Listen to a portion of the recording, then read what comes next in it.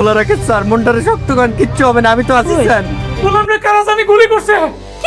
হ্যাঁ, রিশাদ তো গোলামকে গুলি করার কারণে গোলামকে এবার হসপিটালে নিয়ে গিয়ে সকলে অবাক হয়ে যাবে, কেননা গোলাম তো এবার তার স্মৃতিশক্তি ফিরে পাবে এবং সেই সাথে এদিকে তো ঋতু গোলামকে নতুন করে ভালোবেসে গোলামকে স্বামী হিসেবে মেনে নিয়ে বাসরঘর সাজিয়েছে, কিন্তু গোলাম তো সবকিছু ভুলে যাবে। সে তো আবারও শেহজাদ হিসেবে নিজেকে চিনবে, যার কারণে গোলাম আর কোনোভাবে কিন্তু ঋতুকে চিনবে না। ঋতুর এত আয়োজন সবকিছু নষ্ট হয়ে যাবে। তাই ভিডিওটির মূল টপিকে ফিরে যাওয়ার আগে আপনারা যারা এখনো আমাদের চ্যানেলটিকে সাবস্ক্রাইব করেন, তারা অবশ্যই গাইস নিজের ভাই বোনের করে চ্যানেলটিকে সাবস্ক্রাইব করে দেবেন এবং সেই সাথে ভিডিওটা লাইক করে দেখতে থাকুন। ছবি আর দুনিয়া টাকার গোলাম নাটকের 16তম পর্বের শুরুর দিকে আপনারা দেখতে পারবেন যে গোলামকে তো হসপিটালে নিয়ে যাওয়া হচ্ছে, আর এদিকে তো ফাতেমা গোলামকে গুলি খাওয়ার কথা শুনে একদম ঘাবড়ে গিয়েছে এবং সেই সাথে সেও কিন্তু হসপিটালে চলে যাবে এবং এরপর তো ফাতেমা হসপিটালের ডক্টরকে অনেকভাবে রিকোয়েস্ট করবে এবং সেই সাথে বলবে যে আমি তো কিছু জানতে চাই না, আপনি শুধু বলুন যে গোলামকে বাঁচানোর জন্য কতগুলো টাকা লাগবে, আমি টাকা দিতে রাজি আছি, যতই টাকায় লাগুক না কেন সব টাকা আমি পরিশোধ করে দেবো, আপনি শুধু আমার গোলামকে বাঁচান। ঠিক সেই মুহূর্তে তো ঋতুকেও দেখা যাবে। ঋতু তো হসপিটালে গিয়ে এই বিষয়টি দেখে একদম আশ্চর্য হয়ে যাবে এবং সেই সাথে